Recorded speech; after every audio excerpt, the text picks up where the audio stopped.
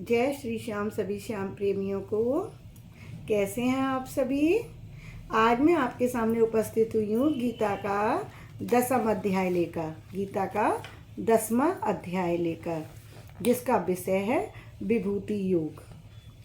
श्री भगवान बोले, हे महाभावों, फिर भी मेरे परम रहस्य और प्रभाव युक्त वचन को सुन, जिसे मैं तुझ अतिशय प्रेम रखने वाले के लिए हित की इच्छा से कहूँगा। मेरी उत्पत्ति को अर्थात लीला से प्रकट होने को न देवता लोग जानते हैं और न महर्षि लोग ही जानते हैं, क्योंकि मैं सब प्रकार से देवताओं का और महर्षियों का आदि कारण हूँ। जो मुझको अजन्मा समझता है वह मनुष्यों में अज्ञानवान पुरुष संपूर्ण पापों से मुक्त हो जाता है। भगवान कह रहे हैं, मैं अजन्मा हूँ। जो इस ज्ञान को समझता है वह पाप रहित है। 7 महर्षि जन, 4 उनसे भी पूर्व होने वाले सनकादि, स्वयंभू आदि 14 मनु, ये मुझ में भाव रखने वाले सभी के सभी मेरे संकल्प से ही उत्पन्न हुए हैं, और जिनकी संसार में यह संपूर्ण प्रजा है। जो पुरुष मेरे इस परम तत्व को जानता है वह निश्चय ही परम गति को प्राप्त होता है। मैं वासुदेव ही संपूर्ण जगत की उत्पत्ति का कारण हूँ और मुझसे ही समस्त जगत चेष्टा करता है। निरंतर मुझ में मन लगाने वाले और मुझ में ही प्राणों को अर्पण करने वाले भक्तजन मेरी भक्ति की चर्चा के द्वारा आपस में मेरे प्रभाव को जानते हुए और गुण प्रभाव सहित मेरे कथन करते हुए ही निरंतर संतुष्ट होते हैं और मुझ वासुदेव में ही निरंतर रमन करते हैं। उन निरंतर मेरे ध्यान आदि में लगे हुए और प्रेम पूर्वक भजने वाले भक्तों को मैं वह तत्व ज्ञान रूप योग देता हूँ, जिससे वे मुझको ही प्राप्त होते हैं।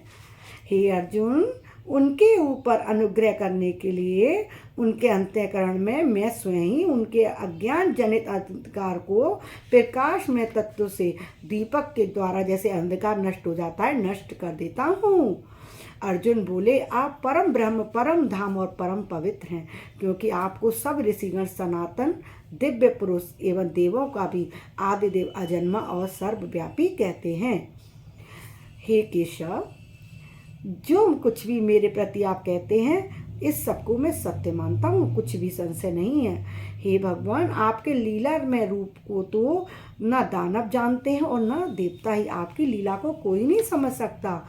हे भूतों को उत्पन्न करने वाले, हे भूतों के ईश्वर, हे देवों के देव जगत स्वामी, हे पुरुषोत्तम, आप स्वयं ही अपने आप को जानते हैं, इसीलिए आप अपने रूप का वर्णन खुद ही कर सकते हैं।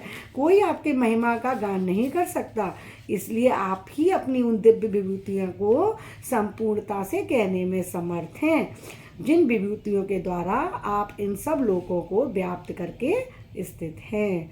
हे योगेश्वर, मैं किस प्रकार निरंतर चिंतन करता हुआ आपको जानूं, और हे भगवान, आप किन किन भावों द्वारा मेरे चिंतन करने योग्य हैं। हे जनार्दन, अपनी योग शक्ति को और विभूति को फिर भी विस्तार पूर्वक मुझसे कहिए। हे अर्जुन, कृष्ण भगवान कहते हैं, हे अर्जुन, मैं सब भूतों के हृदय में स्थित सबकी आत्मा हूँ तथा संपूर्ण भूतों का आदि मध्य और अंत भी हूँ। मैं अदिति के 12 पुत्रों में विष्णु और ज्योतियों में किरणों वाला सूर्य हूँ तथा मैं 49 वायु देवताओं का तेज और नक्षत्रों का अधिपति चंद्रमा हूँ। मैं वेदों में सामवेद हूँ, देवों में इंद्र हूँ, इंद्रियों में मन हूँ और भूत प्राणियों की चेतना अर्थात जीव शक्ति हूँ। मैं 11 रुद्रों में शंकर हूँ और यक्ष तथा राक्षसों में धन का कुबेर स्वामी हूँ। मैं 8 वसुओं में अग्नि हूँ और शिखर में पर्वतों में सुमेरु पर्वत हूँ। पुरोहितों में मुखिया बृहस्पति हूँ और सेनापतियों में स्कंद और जलाशयों में समुद्र हूँ। मैं महर्षियों में भृगु और शब्दों में एक अक्षर ओंकार हूँ। इस प्रकार के यज्ञों में जप यज्ञ और स्थिर रहने वालों में मैं हिमालय पर्वत हूँ। मैं सब वृक्षों में पीपल का वृक्ष, देवर्षि ऋषियों में नारद मुनि, गंधर्वों में चित्ररथ और सिद्धों में कपिल मुनि हूँ। भगवान बता रहे हैं कि ये सब मैं ही हूँ। जितने भी बड़े बड़े जो भी पुरुष हैं, ज्ञानी पुरुष हैं, देवी देवता हैं, सब मैं ही हूँ, सब मेरे ही द्वारा बनाए गए हैं।